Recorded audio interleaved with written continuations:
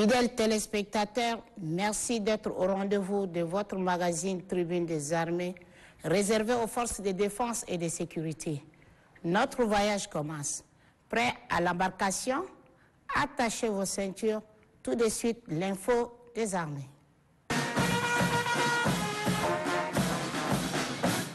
« 8 mars 2022, Journée internationale de la liberté de femmes a été célébrée sur l'ensemble du territoire national. Ici, à N'Djamena, la place de la nation a servi de cadre pour un imposant défilé de femmes en présence du Premier ministre Pahimi Padagé Albert, Apolline Gagny.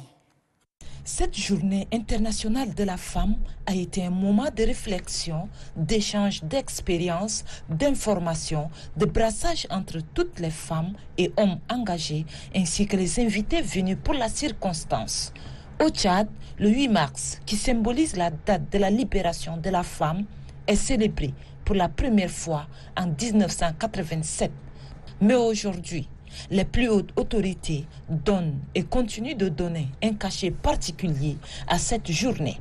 Raison pour laquelle le Premier ministre de transition, Pahimi Padagé Albert, a rehaussé de sa présence cette cérémonie. Pour cette édition 2022, la journée a été célébrée sous le thème « Égalité des sexes aujourd'hui pour un avenir durable ». Juste après la cérémonie officielle, place au gigantesque défilé riche en couleurs avec différents corps professionnels.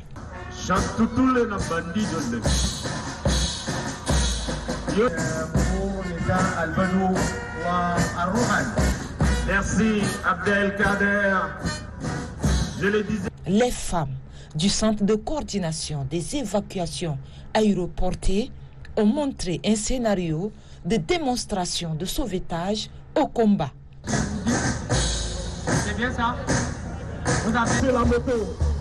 Ah oui, j'adore ça.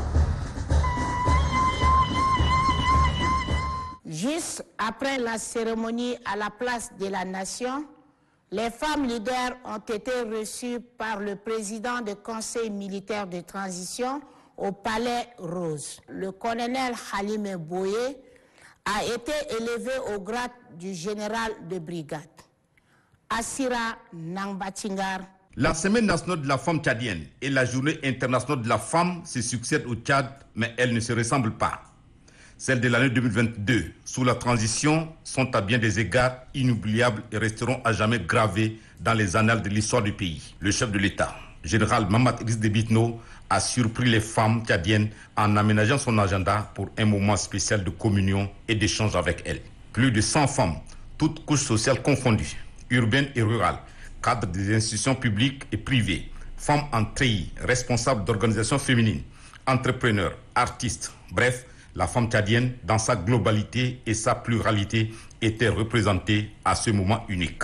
Par la voix de Amina Priscille Longo, ministre de la Femme, de la Famille et de la Protection de l'Enfance, les Tchadiennes ont laissé parler leur cœur. Pour elles, l'envol de la femme tchadienne, qui a commencé sous le magistère du maréchal du Tchad, feu Idriss Déby Itno, a atteint sa vitesse de croisière sous la transition que dirige le général Mamat Idriss Déby Itno. En signe de reconnaissance pour la défense de la cause de la femme tchadienne, une surprise attendait le chef de l'État. Il se voit décerner le prix de la femme tchadienne, le premier du genre institué par la femme tchadienne.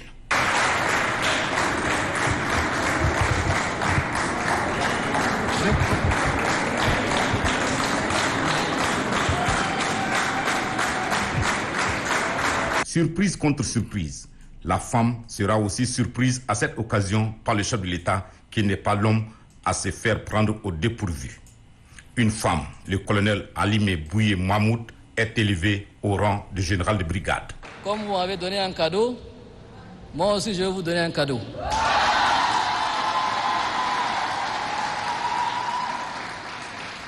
Donc, cette première journée internationale de la femme célébrée au Palais de la République sous le Conseil militaire de transition ne doit pas manquer de symboles de reconnaissance. En reconnaissance sincère, tangible et historique des sacrifices multiformes endurée par les femmes tchadiennes en général. Et je voudrais particulièrement dire par une femme qui a tout sacrifié pour son pays, qui a pris les armes, qui a rejoint ses frères au maquis. J'appelle le colonel Halime Boué Mahmoud. Cette dame qui a tout sacrifié, qui a perdu son mari, qui a perdu récemment son frère au Mali, le commandant Ousmane Boué, qui était sous mon commandement. Après tous ces sacrifices, elle a toujours continué son travail au service de notre pays. Pour cette raison, j'ai décidé d'élever séance tenante le colonel Halim Boué au rang et appellation de général de brigade.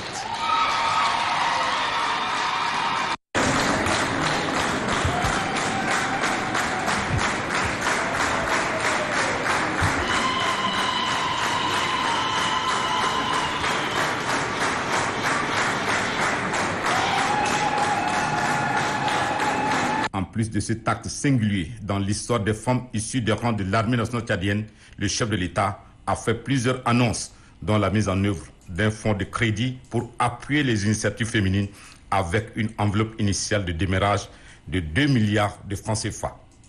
La femme rurale est plus que jamais au cœur de la politique du chef de l'État. Elle doit être l'alpha et l'oméga de l'action d'autonomisation et d'inclusion, a instruit le chef de l'État. À toutes les préoccupations légitimes de la femme tchadienne, le chef de l'État, général Mamadou Idriss Déby Itno, ne voit que justice et équité. Pour lui, la femme qui représente plus de la moitié de la population tchadienne ne peut être reléguée au second plan. Toutes les barrières socio-culturelles doivent être désormais levées pour le plein épanouissement de la femme, a ordonné le chef de l'État, général Mamadou Idriss Déby Itno. L'histoire du Tchad ne vous sera pas racontée, vous allez l'écrire, dira le chef de l'État aux femmes.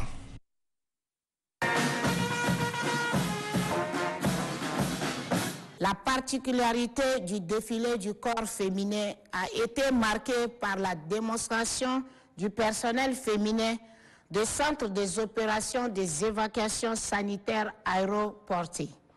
Le responsable de ce centre nous a accordé un peu de son temps pour parler de sa création, réalisation et vision. Entretien conduit par le capitaine Idriss Omar Idriss.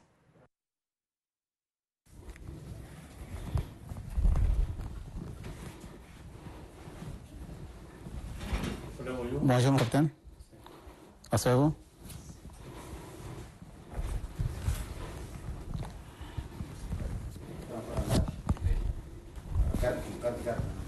Fidèles téléspectateurs, nous sommes au centre de coordination des opérations des évacuations sanitaires aéroportées et nous sommes reçus par le colonel médecin Brahim Mohamed Agar. Nous allons nous entretenir sur les évacuations sanitaires aéroportées. Mon colonel, c'est quoi le centre de coordination des opérations des évacuations sanitaires aéroportées? Le centre de coordination des opérations des évacuations sanitaires aéroportées, c'est une unité qui est constituée de personnel de l'interarmée, de l'armée nationale tchadienne en totalité. Il y a le personnel de santé de l'armée de terre, de l'armée de l'air, de la gendarmerie et de la GNT qui constituent cet ensemble de forces qui nous permettra de réguler les évacuations sanitaires et en même temps d'évacuer les malades d'une institution à une autre. Et en plus de ça, de former le personnel en soins tactiques des blessés au combat, en casevac, en medvac et en évacuation sanitaire médicalisée. Mon colonel, les armées sont en opération partout. Le centre peut couvrir toutes les évacuations?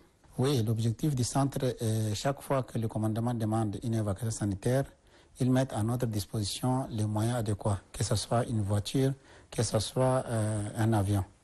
Et nous, par la suite, on désigne des personnes qui sont censés venir au niveau du centre, récupérer le matériel nécessaire et pouvoir faire les évacuations sanitaires.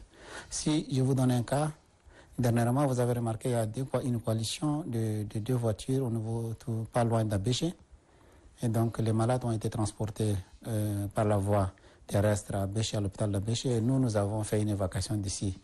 On est arrivé à Abéché pour évacuer les malades civils en N'Djamena. Ce n'est pas seulement pour les militaires, c'est aussi pour les civils. Notre centre n'a pas vocation à former seulement les soldats. Nous avons des objectifs. Dans le futur, nous comptons aussi former surtout les policiers, qui chaque fois qu'il y a un accident, ils arrivent à transporter le malade directement dans une voiture à l'hôpital, alors qu'ils ne font pas les gestes qui peuvent sauver les malades. Donc notre objectif, c'est de descendre dans les 10 arrondissements et de former aussi ces policiers-là pour qu'ils puissent prendre en charge le blessé avant de le transporter à l'hôpital. Donc ça aussi, c'est un de nos objectifs. Mais notre objectif majeur, c'est de former l'ensemble de nos forces de défense et de sécurité pour l'usage de T3C, c'est-à-dire que les urgences au combat. Lors des festivités du 8 mars dernier, le centre, à travers son personnel féminin, a fait des gigantesques démonstrations, la première du genre. Pourquoi cette mobilisation? Cette mobilisation, c'est l'objectif de pouvoir faire des plaidoyers pour que les gens connaissent qu'il existe un centre qui est en mesure de faire les soins d'urgence sur place. Et ce centre a la capacité de former nos soldats en soins tactiques de blessés au combat. De nos jours, partout dans le monde, les militaires sont formés en secourisme avancé. C'est le travail de notre centre. Donc on forme nos soldats en secourisme avancé et on leur dote des IFAX, on appelle ça matériel IFAX. Avec ça, ils ont le matériel nécessaire pour se prendre en charge eux-mêmes au champ de bataille.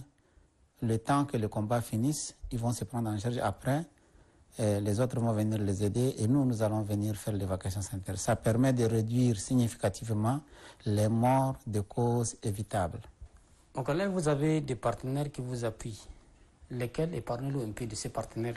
Nous avons plusieurs partenaires. Et nous avons les partenaires américains qui nous appuient dans le domaine qui est Casevac, Medvac et T3C.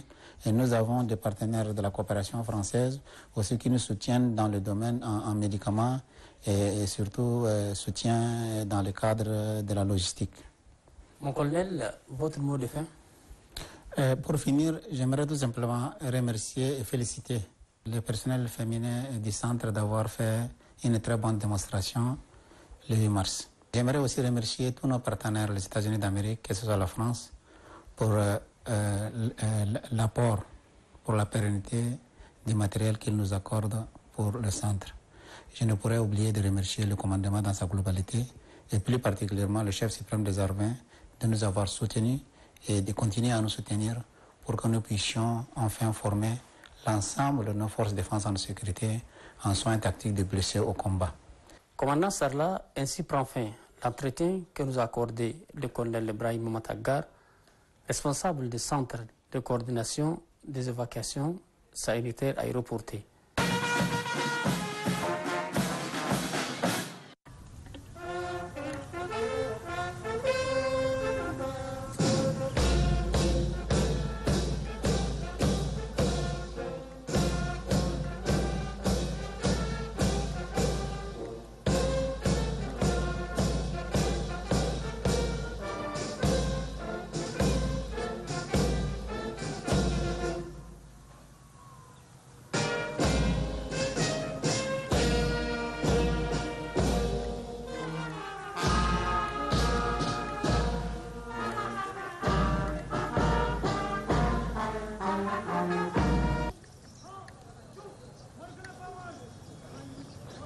La cérémonie à laquelle nous prenons massivement part indique la fin des formations militaires de la présentation au drapeau des élèves officiers de réserve de l'École nationale d'administration de la 18e promotion. Au cours de cette formation d'une durée de 45 jours au centre de préparation militaire de mise en condition opérationnelle de Lumière, ces jeunes d'un effectif de 69, dont 5 filles, ont découvert une exemptante vie militaire en collectivité et en esprit d'équipe avec le résultat et référence du baritage. Hier, entièrement civil, et de métamorphose, il s'adapte aujourd'hui à l'allure et à l'altitude et au comportement militaire, car l'adage militaire dit: pour faire un militaire, il faut le défaire un civil et le transformer en effaçant son esprit civil et y mettre celui du militaire pendant le temps de sa formation. Ce qui explique et démontre le groupement des écoles militaires interarmées vient de contribuer à la formation militaire qui s'ajoute à celle donnée par l'École nationale d'administration. Et lors de la 18e promotion, vous voici arrivés à terme de votre formation. Je vous demande d'être fiers car cette formation vous apprend beaucoup de choses et vous permet désormais d'affronter toutes les missions difficiles liées à votre fonction, même compliquées à côté de vos autorités civiles et militaires, dans vos futurs postes de responsabilité. Elle vous permettra également d'éviter les paniques, les pluies, et s'exprimer valablement avec les autorités civiles et militaires pour surmonter les difficultés liées à votre fonction et à la sécurité. Élève officier de réserve, vous serez bientôt présenté au drapeau national et avoir vos brevets de préparation militaire pour devenir des officiers de réserve par vos anciens et parrains. Aussi, je voudrais adresser mes remerciements au directeur général de l'École nationale d'administration qui a bien voulu mettre à la disposition du GEMIA les soutiens multiformes permettant la formation de cette promotion pour parvenir à un succès exaltant d'aujourd'hui. Mes remerciements vont également à l'endroit du commandant du centre de préparation de mise en condition opérationnelle de la Lumière et des cadres du GEMIA qui ont bien voulu ménager aucun effort pour assurer cette formation et finaliser sans incident majeur. Pour finir mon allocution, je remercie le chef d'état-major général des armées pour avoir donné l'autorisation au groupement des écoles militaires interarmées d'assurer cette formation sans oublier les anciens énarques, les parents, les amis et les connaissances, les jeunes lauréats qui ont fait le déplacement pour donner un bon spectacle et d'honorer de leur présence cette cérémonie.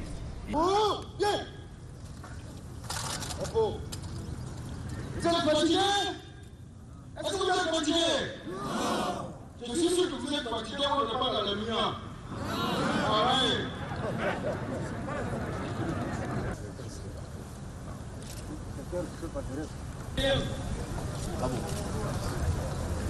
Au moral de la 18e promotion de l'ENA. Bravo, Zart.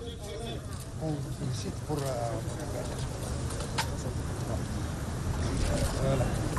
Félicitations pour cette belle. Le représentant de l'ambassade des États-Unis. C'est les réserves. Acheta Adou Saleh de la 18e promotion de l'ENA. Bravo, Zart.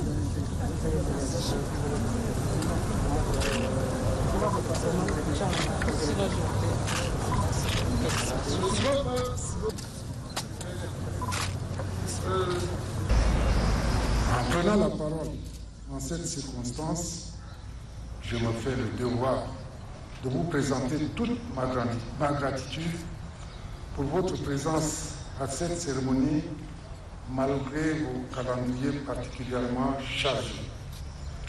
En effet, la formation militaire de ces jeunes officiers de réserve répond aux besoins de doter l'administration civile des hommes et des femmes capables d'assumer leurs responsabilités avec abnégation en temps de paix comme en temps de crise.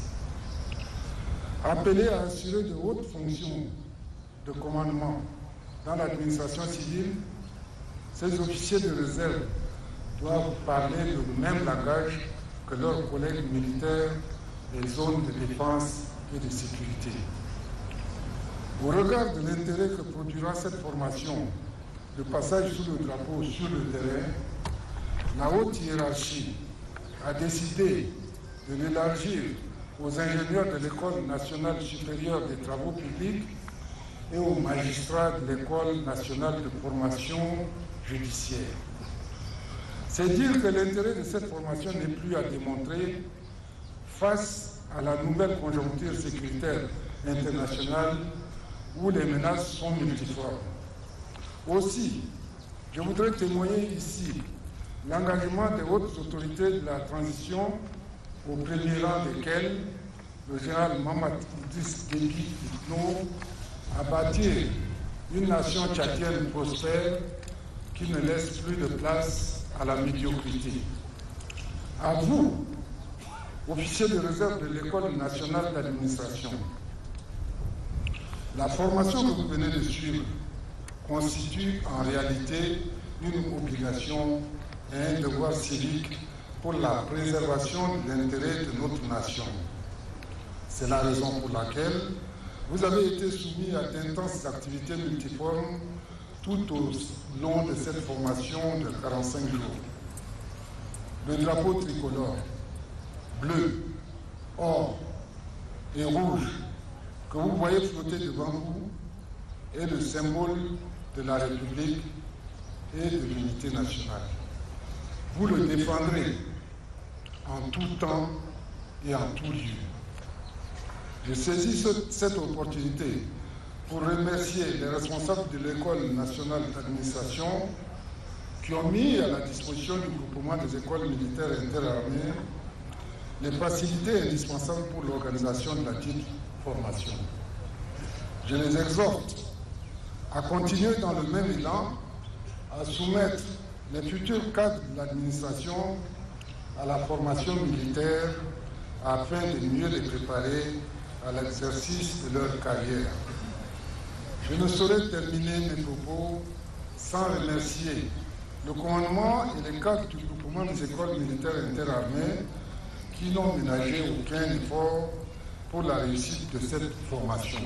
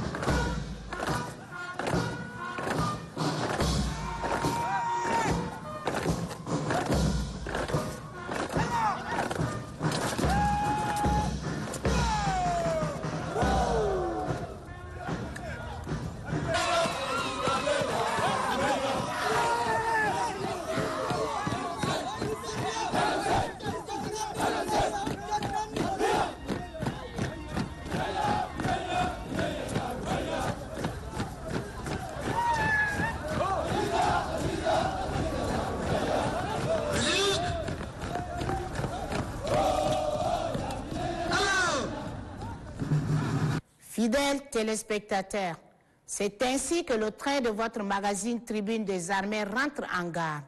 Rendez-vous très bientôt pour un autre numéro. Restez sur Téléchat, le programme continue. Bonsoir.